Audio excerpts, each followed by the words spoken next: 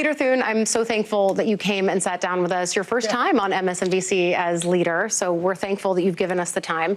I spoke with your colleague Mike Johnson about 2 weeks ago, and the first thing that I asked him was Americans are starting their open enrollment process in October and November. At the time, he maintained that these negotiations could wait because that date was pretty far off, but we're 2 weeks deeper in now to the calendar. So I'll ask you the same question. For folks who are making their open enrollment decisions now, shouldn't they have the ability to know what they're dealing with, and shouldn't you do negotiations on Affordable Care Act subsidies? Right, and if we could just open up the government, we could do that. And I think that's really the order, Allie, that it needs to happen in. I mean, I don't think taking the federal government hostage to try and get this negotiation started is the right approach. I mean, honestly, I think we have made it very plain. We want to fund the government. We want to have a normal appropriations process. And yes, we are happy to sit down and talk about a solution on the ACA tax credits, but that needs to happen in a separate context, away from having the government open up. But how can you tell families that they might be paying more without knowing what they're signing up for at this point? Well, and I think when the enrollment period starts, which is November the 1st, yeah, people are going to start looking, and the insurance companies are putting rates out there, quotes out there, and they're going to have to make some decisions about that. I don't think you can do if you do a straight up extension of the ACA tax credits, premium tax credits, they are enhanced subsidies. So they are over and above the base Obamacare program, which was available to people up to 400% of poverty. What the Democrats did a couple of years ago is they took the income cap off. So now you got people that are making $500,000 or $600,000 a year that are eligible for, qualifying for, and getting subsidies under this program. You also got insurance companies that are benefiting enormously because they're incentivized to sign people up, because the federal government is making direct payments to the insurance companies.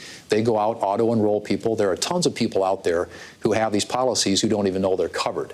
So this is a program that's desperately in need of reform. Can you guarantee that you guys will work to reform it? Well, and that's what I'm saying. I mean, I think that there's an interest in the White House. I think the House, the Senate, there's an interest in making the health care that people buy in this country through the exchanges, or in any other place for that matter, more affordable. And one of the ways you have to do that is you've got to change that incentive structure that's currently baked into these enhanced COVID credits, which, by the way, the Democrats created the expiration date when they did this. They could have done this permanently, and they didn't. I hear that. But at the same time, when you see estimates from the Kaiser Family Foundation, for example, that says on average a 60-year-old couple making $85,000 would see yearly premiums in 2026 rise by over $22,000. Are you sympathetic to families like that who say, okay, I hear the policy, but I actually just don't want to pay more for health care next year? Can you guarantee that? And I would say, and again, I don't want to see anybody's premiums go up by that amount, then that's not going to be attributable exclusively to these enhanced credits.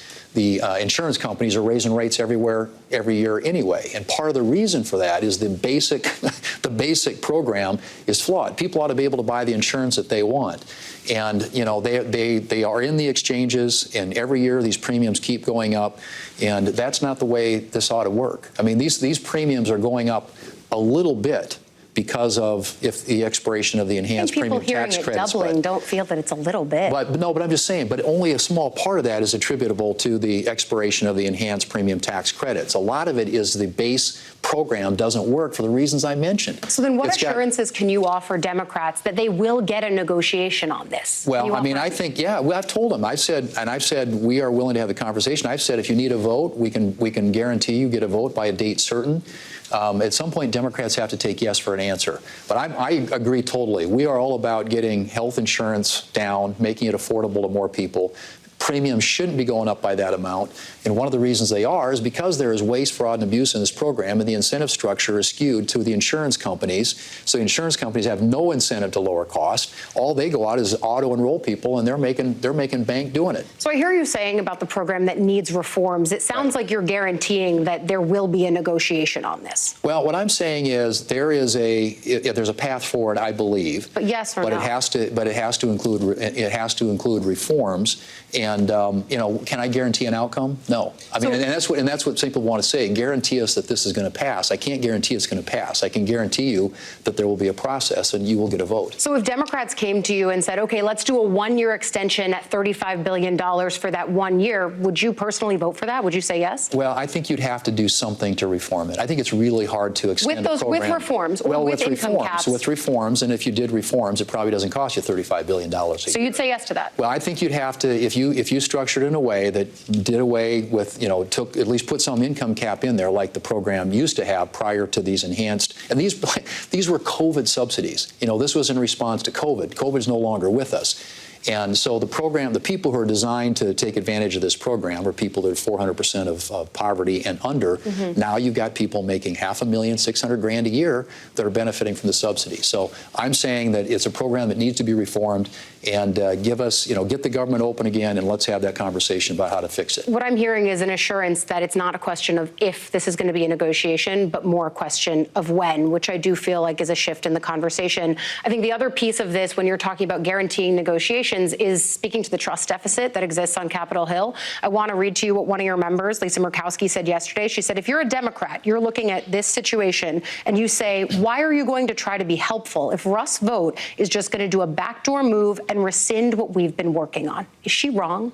Well, I don't think the premium tax credit issue wouldn't be resolved. That's not an appropriations issue. I mean, arguably. But it's all, I think, part and parcel right now. Well, I mean, but he's not going to be able to rescind. If we agree to a plan, that's something that's going to originate the Finance Committee. It's a tax jurisdiction issue. And so that is a different conversation. I think maybe what she's referring to is the appropriations process where he has the authority, and constitutionally the president does, to try and rescind different programs. There's a question about pocket rescissions, which is going to be settled, I think, by the courts. But the rescission power is something that constitutionally the president has.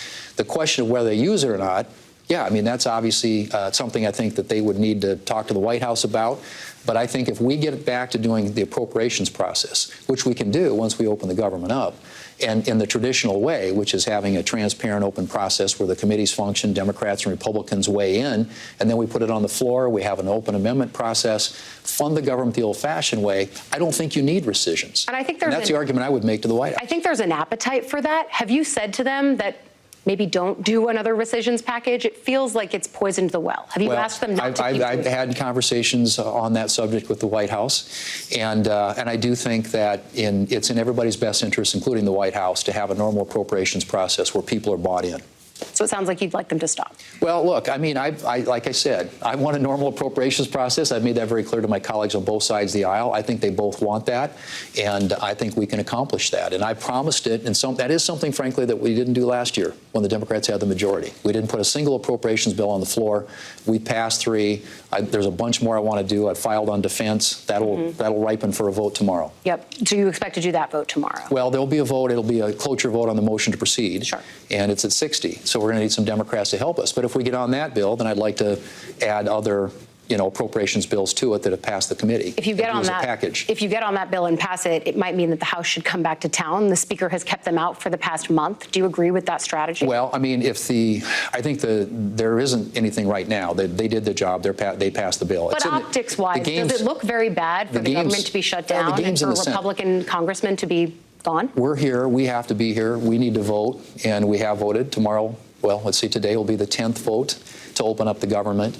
And hopefully eventually we'll get enough Democrats who come to their senses and think the right thing is to open up the government, have a normal appropriations process, and then have a conversation about health care and tax credits and any other things that they want to discuss. Should Johnson keep members out of town until the government is reopened in the Senate? That's a judgment call he has to make. But I think for him at least, the House has acted. The game is now in the Senate. That's where the action is. And we need to do our part of this. And but if we can get on the defense appropriations bill tomorrow, if the Democrats allow us, if they give us the 60 votes that are necessary to do that, we will try and add other bills to it. And if we can actually get a package of bills through the Senate, yeah, the House will have to come back to vote on it. But it doesn't sound like, listening to you here and listening to Democrats as we do now every day on Capitol Hill, everyone's given their press conferences, it doesn't sound like either side is changing their position. So how long do you think this goes on? Is this something that lasts through Thanksgiving, as some of your own members have suggested? Well, I hope it doesn't last through Thanksgiving, because that's going to be a lot of harm to the American people, and Hope obviously is not a guarantee. a lot of harm to federal workers. There is a bill sitting at the desk right now that opens up the government. You all know that. The president would sign it today. The government opens up. It's simply a function of 5 Democrats joining the 3 Democrats who are already voting to open up the government. And I think that's the quickest way to end this. And I think there is as I've said, there's a path forward on these other issues. But at some point, reasonable Democrats are going to have to come to the conclusion that this doesn't benefit anybody. I don't believe government shutdowns benefit anybody. And that used to be a position that was held by the Democrat leadership. I think right now they are very beholden to, and there's this big rally this weekend with all these left-wing groups that are going to be in town. And I think it's going to be very hard for them to agree to something prior to that rally happening.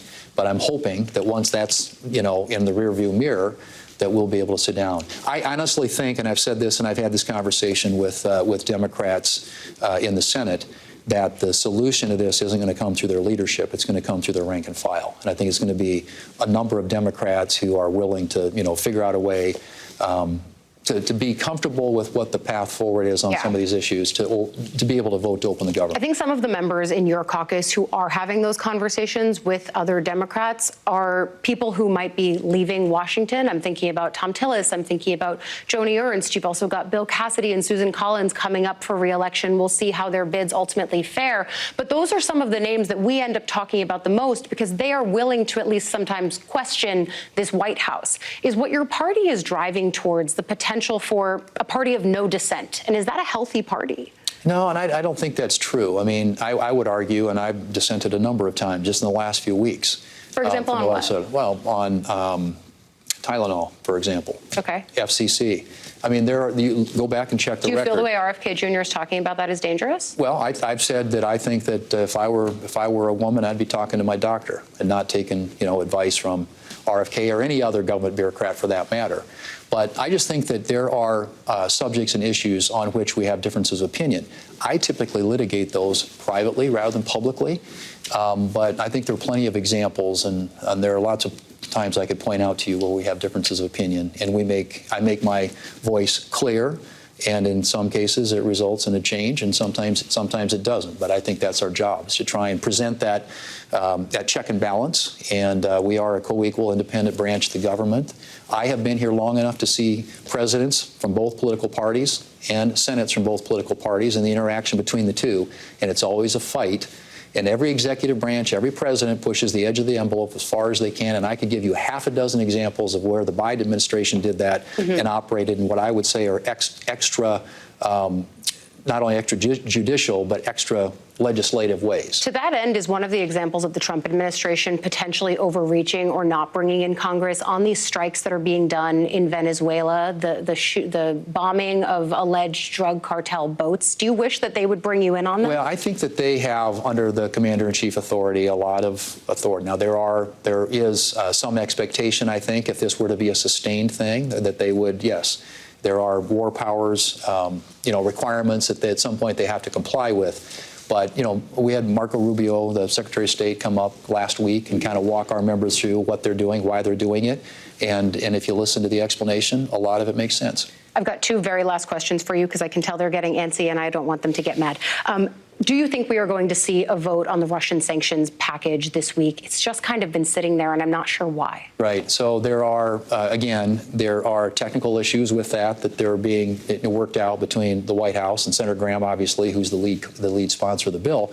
But it does have, I think, on the 85-ish range co-sponsors. When's the last time you saw that? And I think it'd be very useful for us to send that message to the Russians. But we also need to have it amplified by the Europeans. And that's one of the things the administration is working on. It doesn't do any good to have the United States unilaterally going to all these countries and sanctioning them, and then having the Europeans buying energy from them. That undermines the effort entirely. So, but I think that this is obviously one of those issues where I think there's bipartisan support, and I think support for Ukraine in their war against Russia is something you'll hear a lot more about. And the last question I want to ask you is, when we spoke back in May of 2023, I was prepping for this interview, looking back, we were at Tim Scott's announcement for president at that point. And at the time, you told me he was a really positive alternative to Trump. And you said, it's one, I think, as a party, we've got to turn that page and start appealing to different constituencies and with a message that is winsome and hopeful. What would you say now to 2023 you?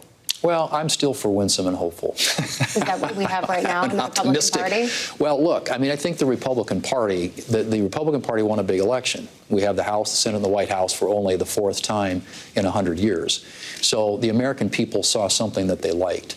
And my job is to be the best partner I can in trying to achieve an agenda that I think the American people voted for. So, yeah, I go about my job in a different way than some elected officials and some people who, run for political office. And I think I'm an aspirational type politician, and I like to think that politics ought to be about appealing to people's hopes and not preying on their fears. And I try to model that, but my job is to do the best job I can of, finding ways to get things done, getting results, getting solutions for the American people. And that means you get to work with people who have all different political persuasions and ways of doing their jobs that might be different than mine.